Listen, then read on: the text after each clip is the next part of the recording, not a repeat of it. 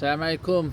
Donc aujourd'hui, on va tout vous dire, vous saurez tout sur le MM2H. Donc ce visa qui donne beaucoup de possibilités ici et qui donne surtout au minimum 5 ans d'éligibilité pour vivre en Malaisie. On en entend beaucoup parler parce qu'il a fait beaucoup de polémiques, on va dire, mais surtout parce qu'il a beaucoup changé. Donc ce MM2H, qu'est-ce que ça veut dire? My Malaysian Second Home, ma maison malaisienne, ma résidence secondaire en Malaisie, quoi. En gros, c'est ça. Qui sait que ça intéresse beaucoup? On va dire déjà, c'est ouvert à toutes les nationalités à part Israël et Corée du Nord. Et en fait, mais ceux qui se sont vraiment intéressés à ce visa-là au tout début, c'est surtout les Chinois, les Australiens, les Coréens du Sud, Sud-Coréens, les Japonais, les Bangladais et les Anglais du Royaume-Uni. Donc c'est vraiment eux qui ont pris, si on regarde entre juin et décembre 2024, ils ont pris sur les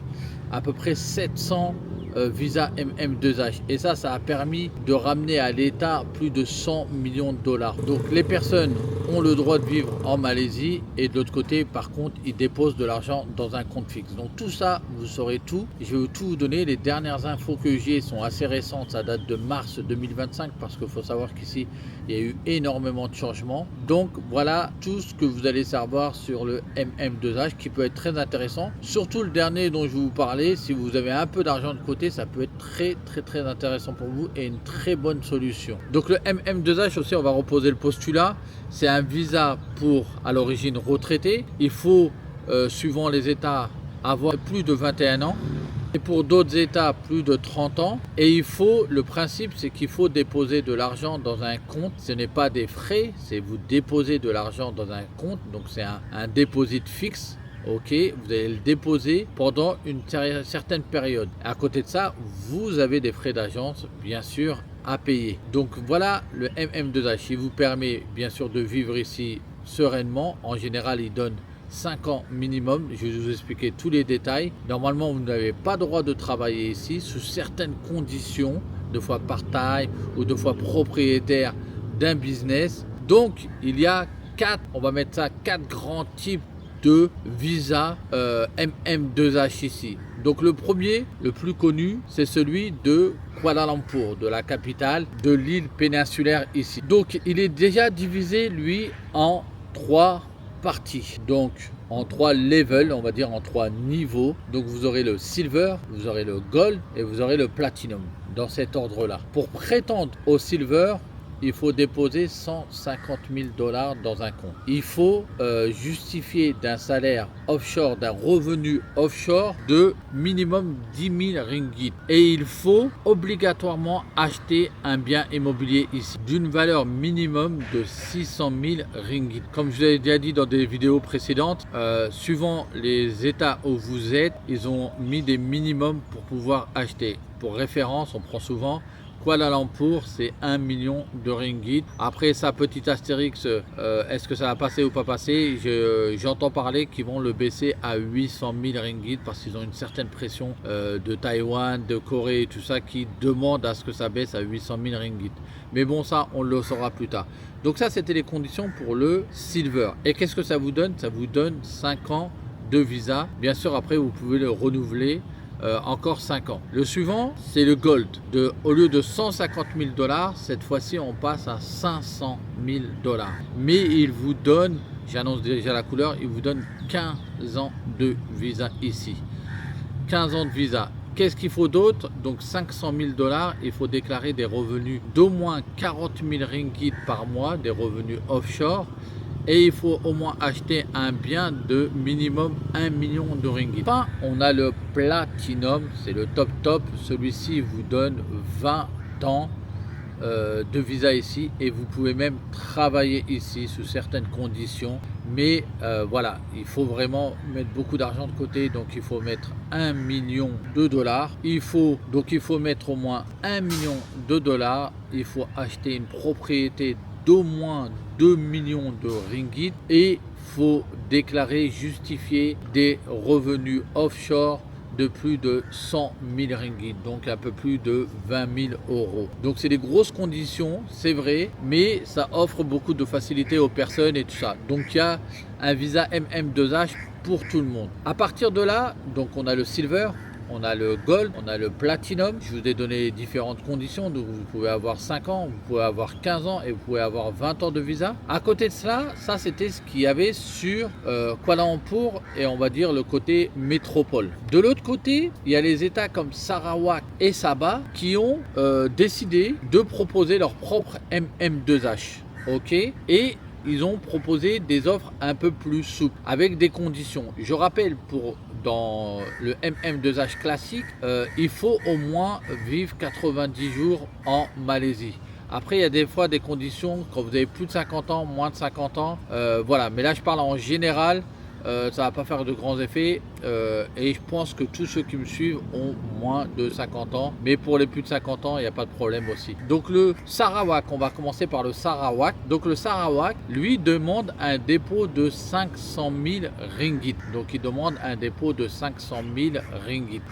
Il demande un dépôt de 500 000 ringgit et si vous êtes en solo, 10 000 ringgit de revenus à déclarer, à justifier, et si vous êtes en famille, 15 000 ringgit à déclarer, à justifier. Il faut aussi comme condition passer au moins 30 jours dans l'état de Sarawak. 30 jours, pas d'un coup, 30 jours cumulés. Ça veut dire que vous pouvez y aller pour un week-end, puis après vous y allez pour une semaine et tout ça, 30 jours en une année. Donc c'est faisable dès le moment que vous avez 500 000 ringgit. Et on vous demande obligatoirement d'acheter un bien immobilier d'une valeur minimum de 600 000 ringgit. Donc il faut regarder les différents états où on peut acheter différents biens immobiliers avec un minimum de 600 000 ringgit.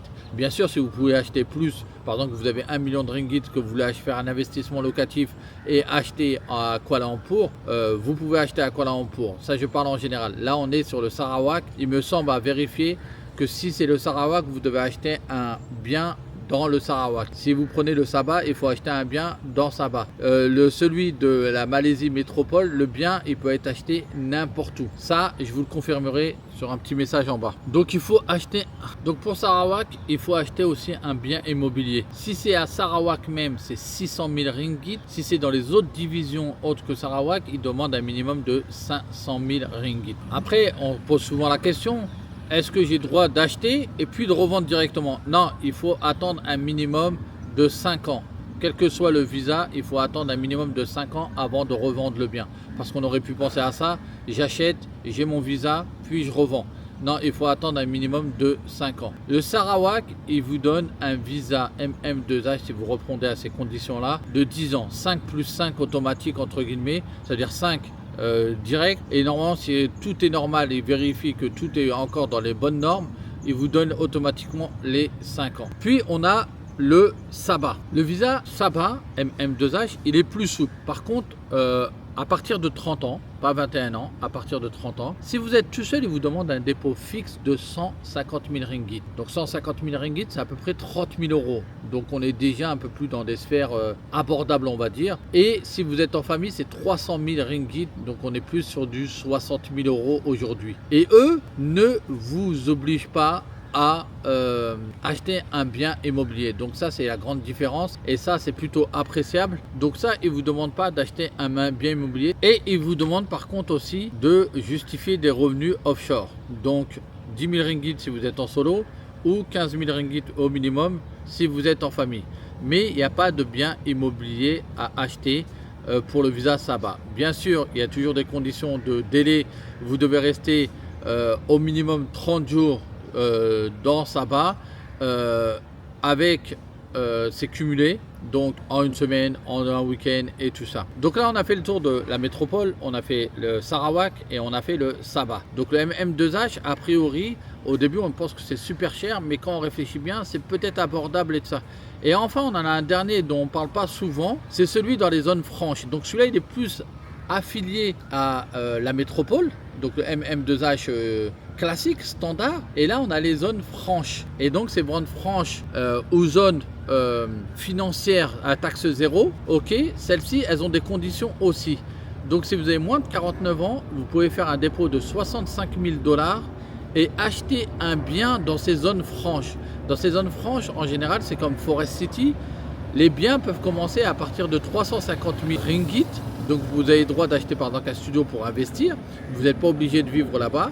Vous posez 65 000 $. Vous n'avez pas besoin de déclarer des revenus tous les mois et tout ça. Et vous pouvez avoir 10 ans de visa.